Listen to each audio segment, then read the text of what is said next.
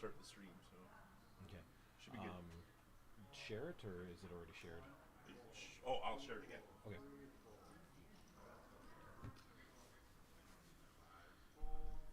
Looks like we may have a little snafu there with the live stream. Anyway, looks like we're back on here. Heidi raises with Queen Jack of clubs and is going to take the 5,000 in chips there. Claw back. Looks like she had lost about half of her stack here.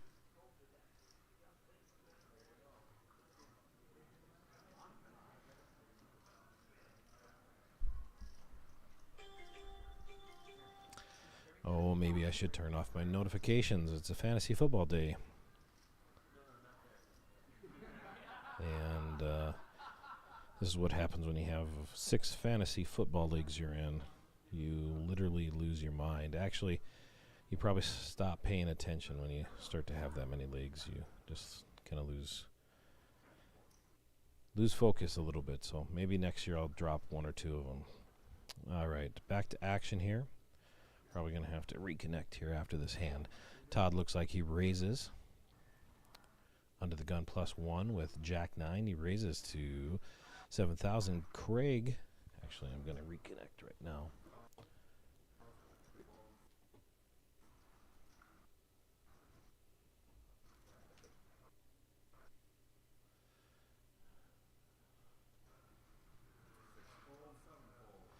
All right.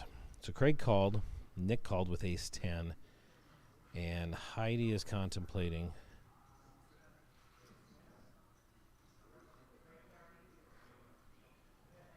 a call from the big blind with Jack 10. Or maybe she's contemplating squeezing and going all in. Would actually be... Oh, she just decides to give it up. I think she was actually contemplating whether or not that was a good opportunity to squeeze. And honestly, it probably would have got through. Craig's ace-jack would have been the most likely to call, not because he knew he was better or anything, but just merely because it would have been right in that range. He has enough chips. It was an extra 35,000, so he was almost getting 2 to 1 on his money. But the image that Heidi would have had, I think that probably would have got through. And if it got through Craig, it's almost definitely getting through Nick. Craig's going to take a stab at this pot. Looks like 7,500.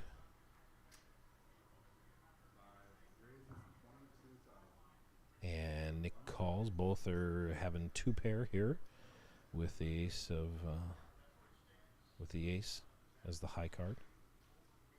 Oh, actually, no, Nick did not call. That was wrong information there. He raised to 22,000.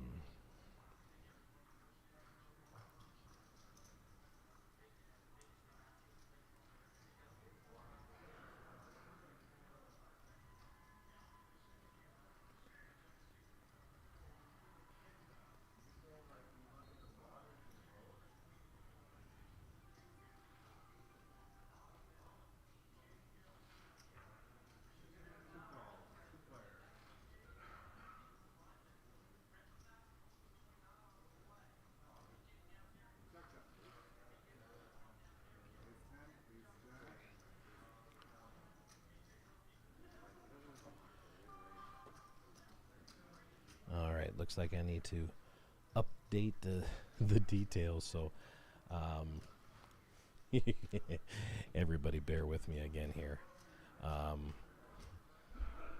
As we see that nobody backed off with their 2 pair with ace high card there.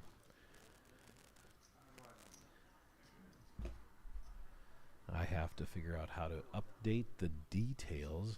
We are on, obviously, the championship flight. And being told it's someplace it says Flight 1D still.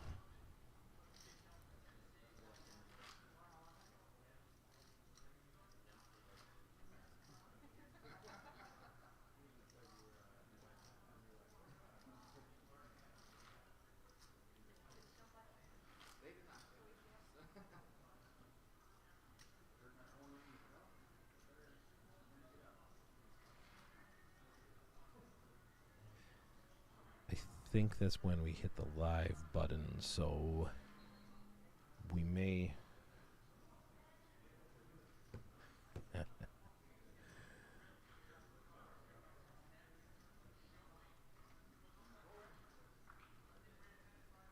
Alright, Craig has pocket fours here. It's under the gun +1.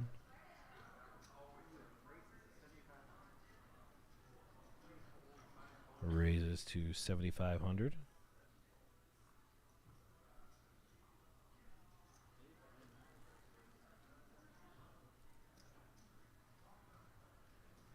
And everybody folds out of the way there.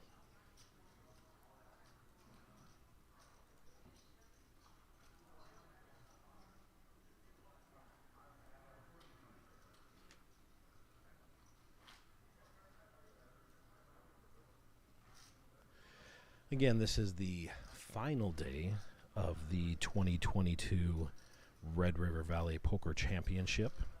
We had 318 entries over the weekend of the 4 flights, 2 on Friday, 2 on Saturday, and 74 actually made it through. 4 were double bagged.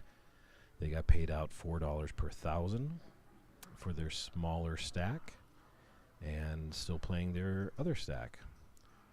I believe it was somewhere around 800 total in those 4 stacks got paid out.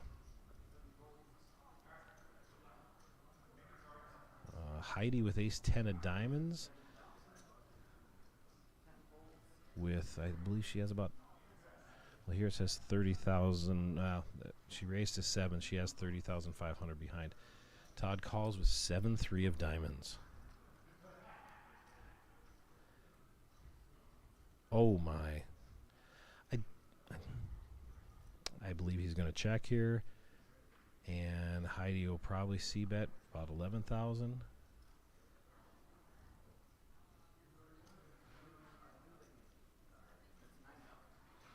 9,000. And I believe Todd's got to just put her all in here. She only has 21 behind. Virtually puts her all in. I think he bet 25,000, 20,000. It's a putting her to a test for all her chips. You know, you got no draw here. You got 2 overs. You may convince yourself one of those are good, I guess. You could also be up against ace jack, ace queen. Ace queen seems a little unlikely with the pre-flop play.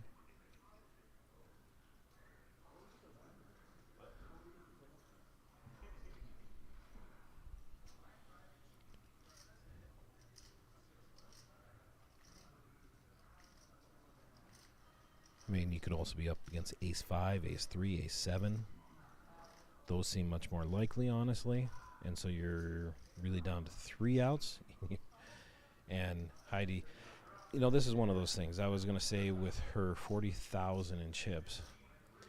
And when you're talking big blind ante, as we were talking about last night, if you consider blinds at 2,000, or do you consider the blinds at 4,000? Now, in a big blinds only tournament, the consensus was 6 times your big blind.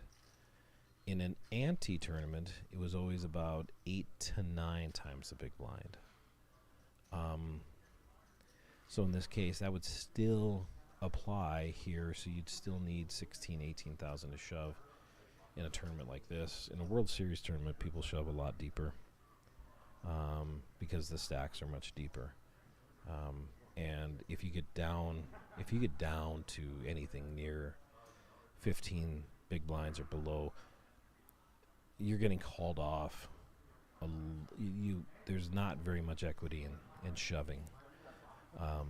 For people who don't play very deep stack poker, that seems a little odd, but people call off a lot bigger stacks. Nathan here just calls the 3,000, it looks like. Heidi with 5-4 folds. Queen 5. Todd 1,500 to call with Queen 8. I'm sure he will. And 10-8 checks from the big blind for Craig.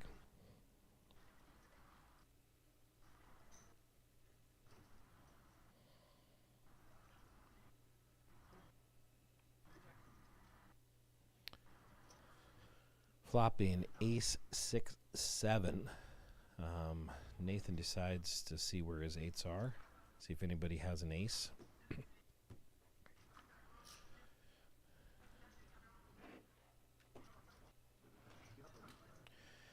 And it looks like it gets through.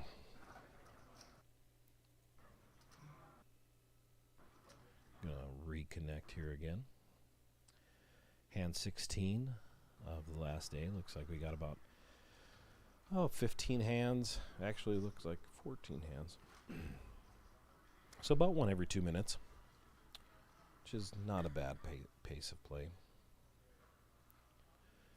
We're up to 25 viewers. I'd like to thank everybody for joining. We have, I'll quick go through our sponsors before he deals this hand. Randy's University Diner and Randy's 2 in West Fargo. Heidi Rogenkamp being the owner there. Tax Lady. Subway of Park Rapids, Dallas and Eric DeWitt. Eagle River Utility Solutions and Brandon Schmidt, we'd like to thank for that sponsor. And Ambitiously Lazy with Chuck Stahl. Chuck was having a good time last night in our Survivor tournaments. Nathan has a pocket pair again with sevens. Raises to 6 this time. Min raise. And Todd with 9-6 will fold this time. Ace 4 with Craig in the small blind with 1500 in, has to call 45. Ace 4 out of position. I just don't like these type of hands ever. I mean, you're just hoping the other person doesn't have an ace, and I know it might be just my experience of running up against players a lot, it seems like, with an ace, but it does seem to happen. So we have our second chance tournament freeze out this afternoon at 2 o'clock. That one is a $220 buy-in, only one buy-in allowed. And that will start at 2 with late registration up until 4:30 as play continues to progress in our championship here.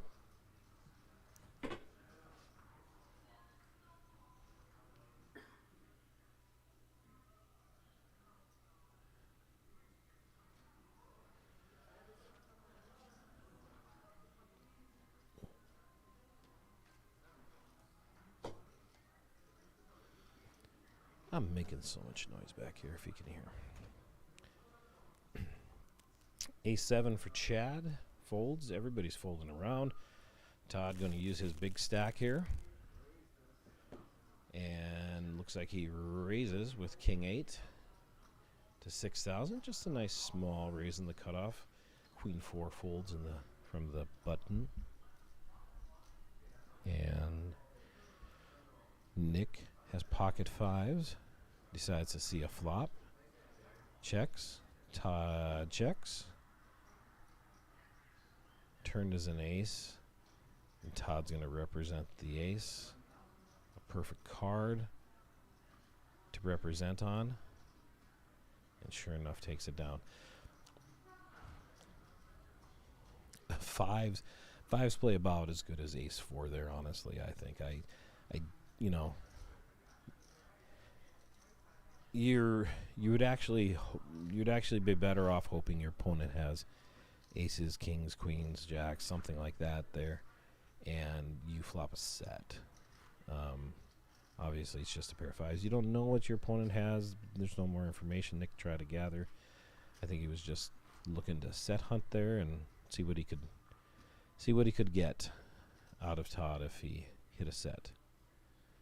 About 1 in 8 chance you're going to hit a set on the flop. A little bit better than 1 to 6. In fact, I think it might be close to 1 to 5 that you hit a set. If you see all 5 cards.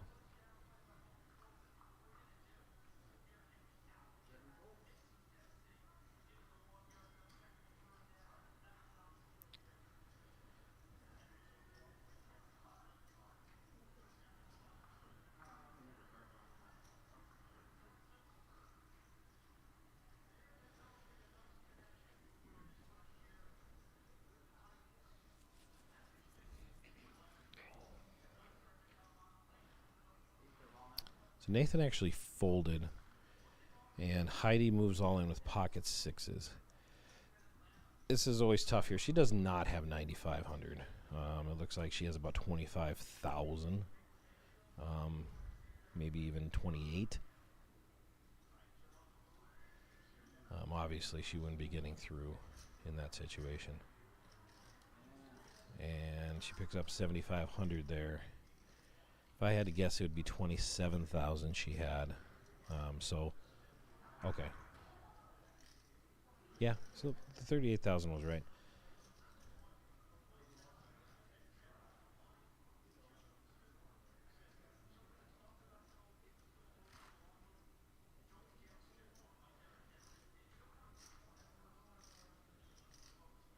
I'm assuming we got a updated chip count on Heidi there.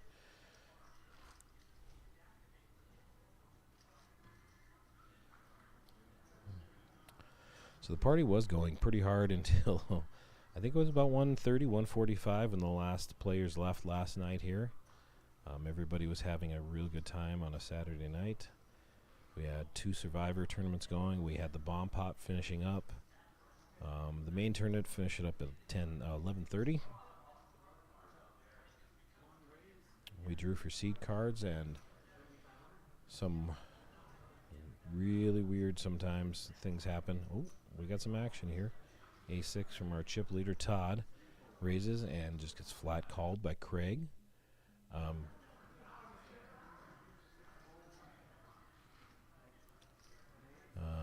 Queen Jack decides to fold, and everybody folds around and leaves it to those 2 players.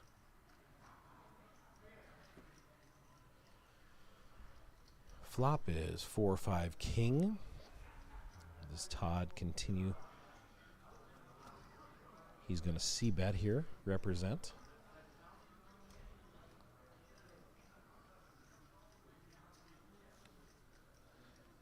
Craig does have 200,000 in chips. It's also an amount that's a little scary in this situation, playing against a chip leader, because you have one of the bigger stacks, and he might be able to sense that you don't want to lose all those on a not for sure thing.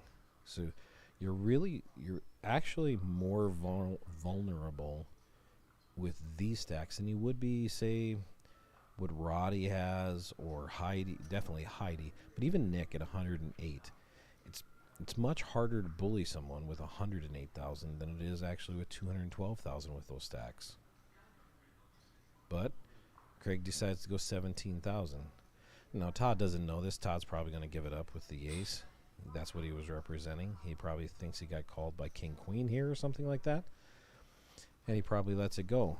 But if he was to, say, re-raise to 30,000, 35,000, I think he would put a lot of pressure. I think he has to raise a little bit more there, but he would put a lot of pressure on Craig. Not what he did. Just feeling each other out at this point. Again, these players redrew last night, or we drew for them. Had all 72 cards out on the table, and somehow the first 2 cards we drew were table 7, which is what you're watching here today. Todd in seat 1 and Brian in seat 2.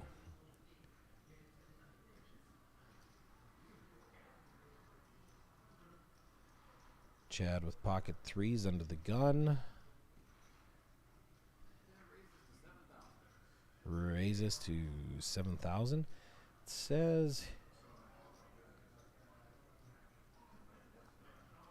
says he has 14,000. He has more than that as well. I believe I saw at least 30,000.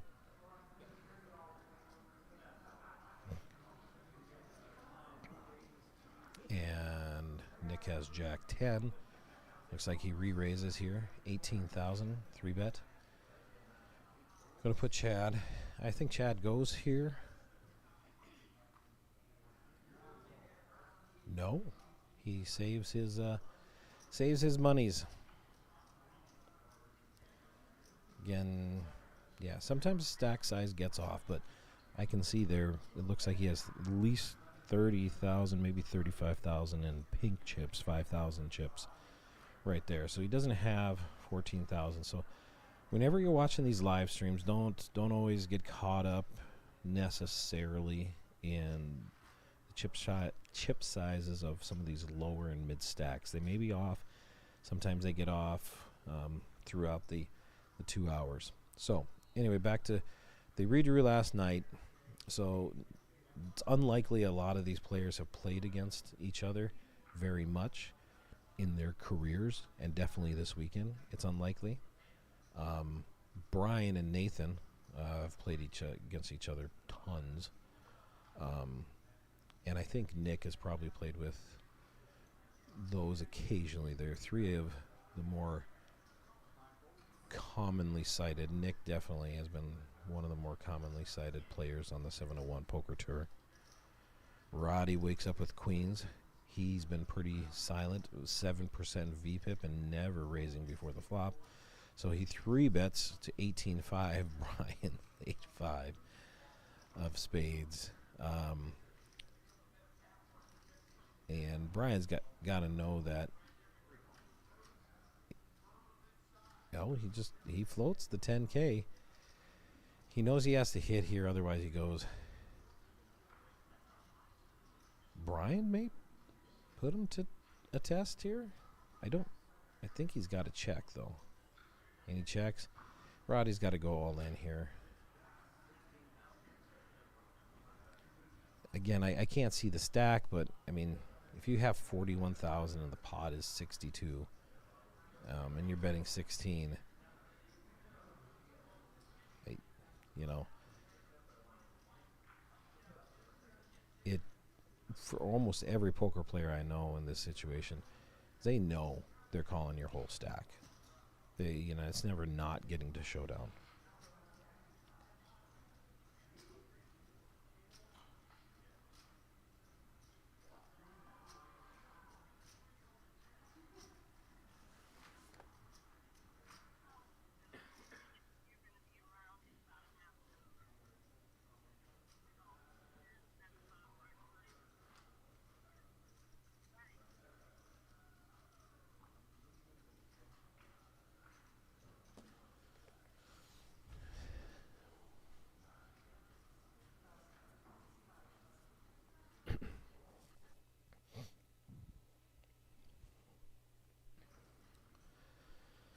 All right, Craig is under the gun here. Heidi just went through the blinds. It says she has 21-5. See if we can get a better look at her stack. Queen Jack from Nathan in the cutoff just calls. Heidi with Queen 8 decides to fold. Yeah, looks like she has 25,000 in pinks there, so I would say she has about 35,000 in chips, maybe 33. Anyway, Todd calls with ace deuce.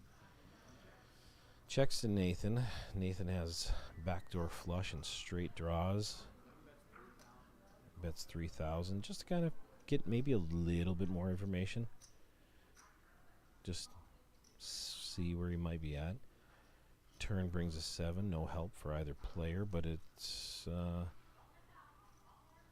probably a good card for Todd if he doesn't put him on the king. And Nathan should be a little careful there with his finger actions. Yeah. So there's a case for making a small bet post flop and then still following it up with still what it would be a small bet. I mean, he min bet the flop and then just doubled it on the turn. But it was the continued pressure that gets, we were talking about this last night, that first small bet and someone floats for whatever reason, whether they think they're good, they just want more information, they're willing to see if someone comes along for another bet like Nathan did. And we've seen it plenty this weekend, that second bet gets through a high percentage of the time Whereas that first one, if you let go of that first one, it almost emboldens your opponent, and they either take a stab at the river, or they're just playing good already, and they can check it down. So, always something to consider.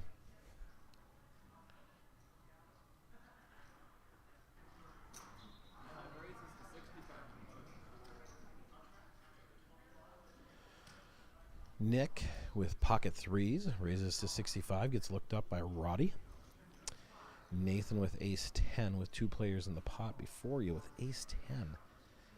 But no, we're going to come along for 6,500. Heidi with 10-4 diamonds.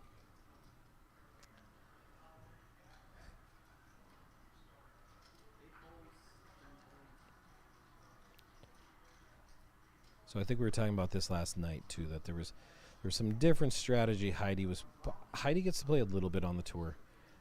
She's one of our best dealers, great person, but always dealing. So we were talking strategy. She was talking strategy with Eric Crystal before the tournament began, and how she could implement some things.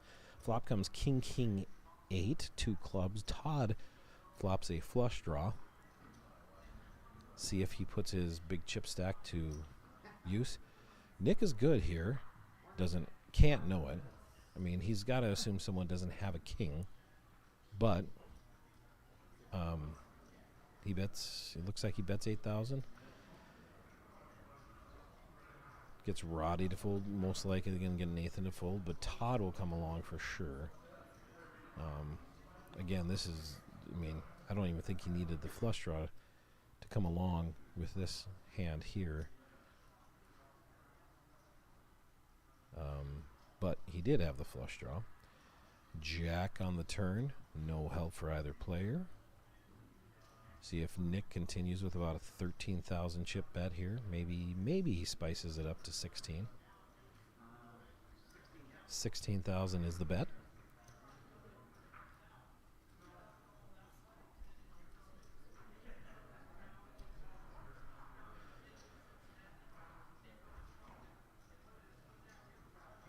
Todd could be thinking, hey, I have an 8. I have a jack for some chop outs potentially with, say, an ace queen.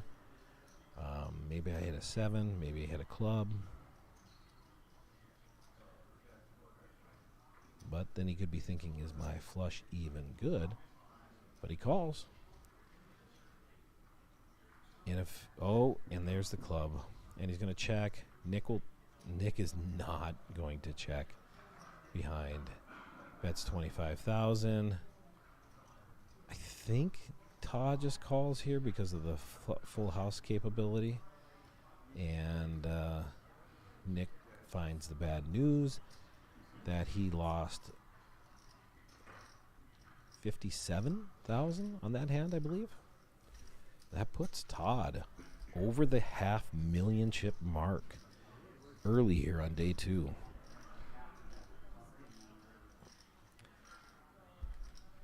I doubt Adam Lasky is listening, but there was a tournament at the Windbreak years ago where on day 2 he started with a massive 950,000 chip stack. So I think he ended up finishing top 3. Massive first day stacks like we were talking about yesterday. They're diminishing returns. The more you get, the more chips you get in a poker tournament, they're worth less. And in this case, there's only so much you can do. There's only so much you can do. Eventually, you got to catch cards. Otherwise, you can't beat anybody in this game. Because eventually people are going to get short stacked and they're going to shove all in. Last week, I had King, Queen, 10-8. The chip leader shoved on my big blind when I had 10-8 and 7 big blinds. And doesn't matter when the guy catches 10 and 8. I mean, that's poker. It's frustrating, and it's a game we all, I'm sure if you're watching this feed, it's a game you love too. So Craig with Queen Jack raises to 7-5. Brian with pocket 5s probably going to call here and see what he can do after the flop. Or maybe he pushes Craig to a little bit of a test. 2 of the bigger stacks, and sure enough he does, 20,000. It's a tough call with Queen Jack of clubs. It's a pretty hand. It's a very pretty hand. But sure enough he calls. I still like that 3-bet with 5s there. You get more information. You know a little bit more what you're up against. Oh, that's a pretty flop for Queen Jack. Backdoor flush. 2 overs. Open-ended. There goes check, check. And sure enough, boom. Makes the straight on the turn. End of story. Looks like he's putting out a pretty small bet. 16-5 and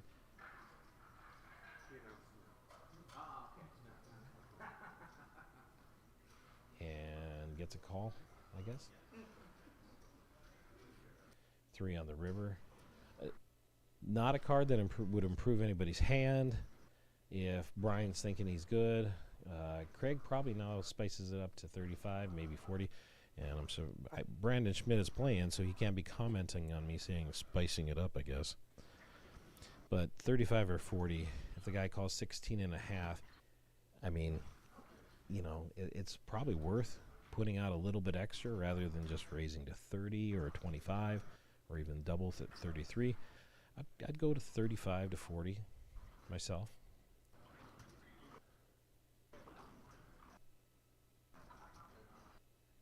$40,000 is the bet.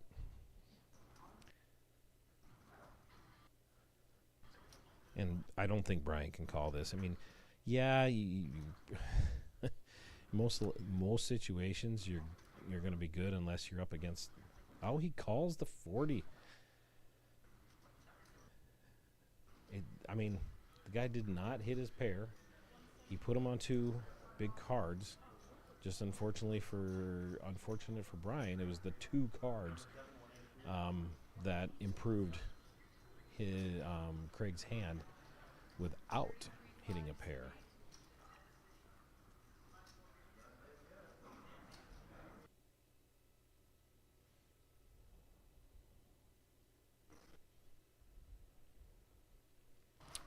Just refreshing here again.